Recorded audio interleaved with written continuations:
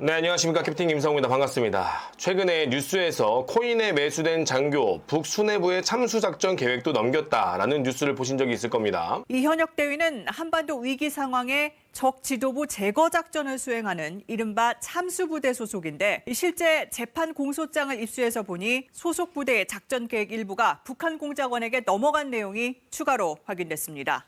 한 4주 전 뉴스에서요, 북한에 매수되어서 카메라가 달린 시계를 가지고 지휘통제실에 들어와 우리 국군의 기밀을 넘겨서 적발되었다는 장교의 뉴스에 이어진 내용인데요. 이 간첩에 포섭된 에이데이는 KGX 국군 합동 지휘 통제 체계라고 하는 이 체계의 로그인 화면과 육군 보안 수칙을 넘긴 것으로 최초에는 확인이 되었습니다. 그런데 KBS 단독 보도로 알려진 결과 이 수사 내용을 보니까요, 이 친구가 KGX뿐만 아니라 13특수임무여단의 작계까지 빼돌린 것으로 확인되었습니다. 먼저 KGX에 대해서 간단히 한번 설명을 해드리면요, KGX는 이제 국군 합동 지휘 통제 체계인데요.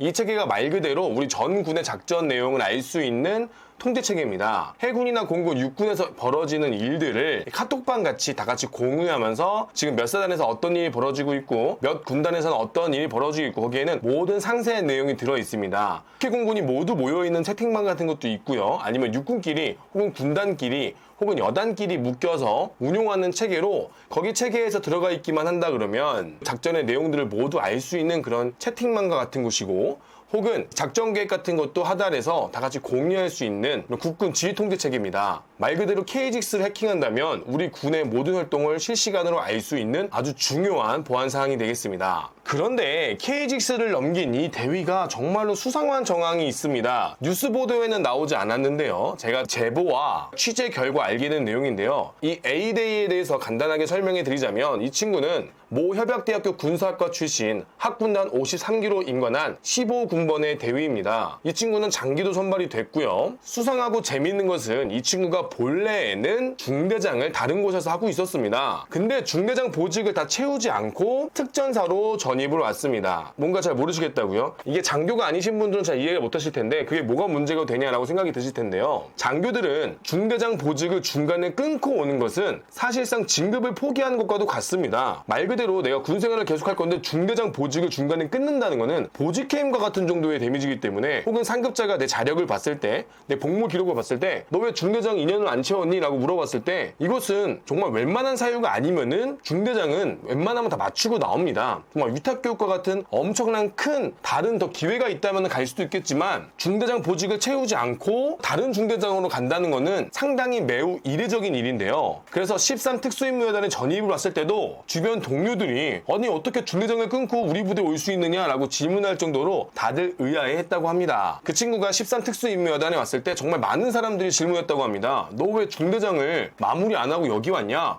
어떻게 그럴 수가 있느냐고 물어봤는데 그 친구는 특전사가 경험해보고 싶어서 지원했다 라고 이야기했습니다. 정말 좀 이해가 안 되죠. 왜냐면 이렇게 온다는 것은 군생활을 계속할 친구가 진급을 포기할 정도로 왔다는 뜻인데, 이제 와서 생각해보니 이 A대위가 13특수임무여단의 작계를 빼돌리기 위해서 13여단에 온 것이 아닌가라는 많은 의심을 하게 되는 대목입니다. 자, 13특수임무여단은 본래에는 참수부대라고 불리던 부대였습니다. 본래 박근혜 정부 때는 참수부대라고 해서 김정은과 적 수뇌부를 제거하는 부대로 13공수여단이 13특수임무여단으로 개편되어 더 많은 장비, 더 많은 임무를 부여하면서 뭔가 스페셜한 임무, 그리고 13특수임무여단은 707과 같은 대원들의 보안도 유지할 정도의 부대로 거듭 성장하고 있었는데요. 그런데 갑자기 정권이 바뀌면서 남북 화해 모드로 들어가면서 13특수임무여단의 임무가 점점 희미해지고 참수부대라는 명칭도 함부로 사용하지 못했습니다. 그렇게 되면서 13특수임무여단에 들어와야 됐던 화기들과 장비, 그리고 인원들에 대해서도 점점 약해지기 시작하고, 점점 13특수임무여단의 목적이 점점 사라지고 희미해지면서 점점 특수임무여단이 아니라 대테러 부대로 변화하고 있었는데요. 하지만 그렇더라도 13특수임무여단은 본래의 목적이 적 수뇌부를 제거하는 것이기 때문에 이 작전 계획에는 어떤 부대가 누구를 제거할 것이고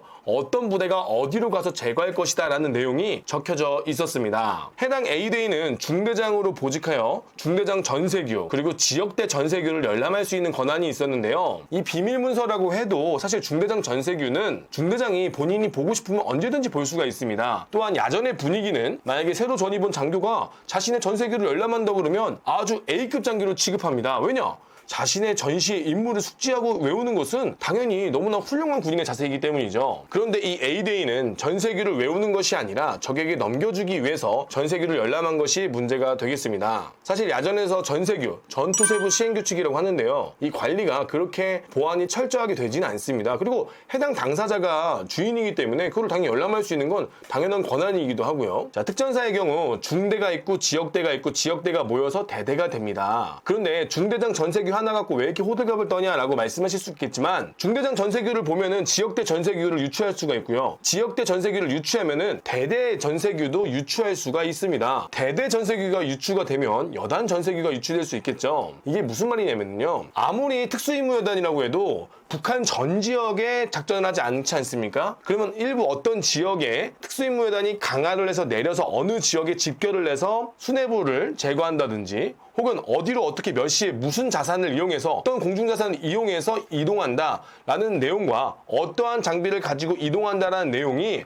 어차피 중대와 대대는 다 똑같습니다. 가지고 있는 것이 똑같지만 임무가 조금씩 다를 뿐인데 한 개의 대대가 노출된다는 것은 혹은 한 개의 지역대가 노출된다는 것은 그대로 컨트롤 CV에서 다른 부대의 조금 좌표가 다르거나 표적이 조금 다를 뿐 내용은 대부분 비슷하다는 겁니다. 말 그대로 이 중대장 한 명이 13특수임무여단을 통째로 바꿔버리는 이러한 결과를 초래하게 된 것이죠. 특히나 중대 전세기와 지역대 전세기를 보면 작전 시간도 나와 있습니다. 그럼 북한의 입장으로 봤을 때 이 13특수임무여단의 같은 경우 이 작전 수행 절차에 대해서 북한이 알게 되는 일이 벌어지고 만 겁니다. 말 그대로 이 대위의 한 명의 일탈이 13특수임무여단의 작계를 통째로 넘기게 된 결과를 초래했습니다. 사실 여기다 덧붙여서 13특수임무여단의 문제가 조금 많습니다. 최초에 창설될 때는 참수부대라고 해서 멋지게 창설했지만 중간에 정권이 바뀌고 남북 기조가 바뀌면서 13특수임무여단의 임무가 좀 희미해졌는데요. 간부들은 열정이 있는데 언제든지 북에 침투해서 적 수뇌부를 제거할 수 있는 자신감이 있는 인원들이지만 상급 부대에서는 그 인원들에 대해서 훈련도 제대로 시켜주지 않고 장비 보급률도 너무나 떨어져서요. 지금 현직으로 근무하는 친구들이 죄다 소방관 경찰로 전역하겠다고 지금 난리라고 합니다. 지금 13특수임무여단 말고도 정군이 문제긴 하지만 13특수임무여단에서 근무하는 많은 장병들이 이러한 어려움이 있다고 저에게 제보해 주었는데요. 심지어 13특수임무여단이 있는 곳은 증평입니다. 13특수임무여단은 증평군에 있는데요. 증평군은 최근 중국 동포라고 하죠. 과거 조선족이라고 불렸던 사람들이 많아져서 실제로 13특수임무여단에서는 증평군에 최근에 중국 동포들이 많아졌으니 입 조심해라, 비밀 조심해라, 본인들이 13특수임무여단에서 근무했다라는 거 말하고 다니지 마라라고 교육도 했다고 합니다. 그런데 재미난 것은 원래 707 인원들처럼 모든 인원들의 보안을 설정하기 위해서 온 나라의 개인 사진도 다 내리라고 할 정도로 보안을 좀 유지했었는데 근데 재밌게도 이 부대 울타리 밖으로 띵걸음으로 여단 전체가 깃발을 들고 갔다고 합니다. 그때 대원들이 뛰면서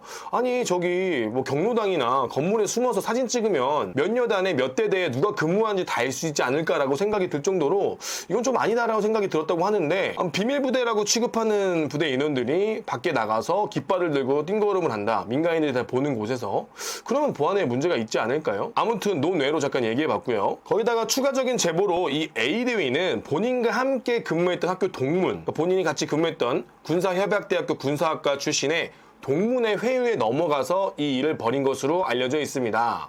그 동문은 군사협약대학인데 단기로 복무했다고 전해지는데요. 당시에 학교 동문으로 같이 있었던 제보자의 말에 따르면 당시 학군 53기, 해당 학교의 53기 인원들이 도박에 빠져 있었다고 합니다. 실제로 그 도박 무리들이 군장학금을 빼돌려서 도박을 하고 후배와 동기들에게 돈을 빌려서 도박을 할 정도로 그 학교 내에서 매우 심각한 문제였다고 하는데요. 사실은 그 친구들은 징계를 먹고 학교를 잘렸어야 정상인 것인데 당시 해당 학교 교수들이 억지로 무마시켜서 임관을 시켰다는 이야기도 있습니다. 결국 그 친구는 장교로 임관했고 그 친구는 장기까지 되어서 대위까지 갔고 그 친구는 결국 또다시 도박빚으로 인해서 그 유혹을 참지 못하고 비트코인 하나에 본인의 인생을 바치게 되는 처참한 결과를 낳았습니다. 많은 분들이 군인들의 처우가 안 좋으니까 그래서 그런 거 아니냐라고 얘기하시지만 그것과는 별개인 것 같고요. 애초에 임관하기 전부터 도박 문제로 문제가 있었다는 것을 교수들과 학군단에서는 알고 있었습니다. 그런데 왜 이런 인원들을 장교로 임관시킬 수밖에 없는 이 시스템, 그리고 문제가 있는 인원은 애초에 임관을 시키지 말았어야 되는데 학교에서도 인원이 감소하고 학교에 문제가 나올까봐 쉬쉬하는 이런 군의 시스템과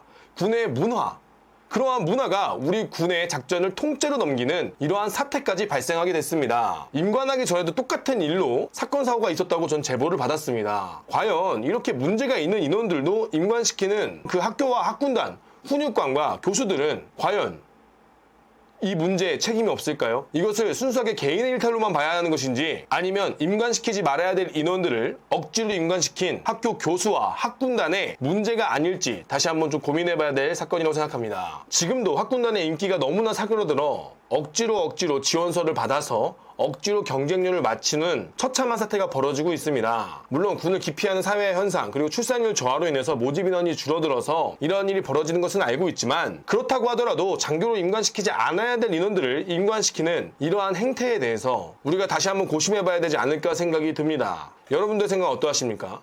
시청해주셔서 감사합니다.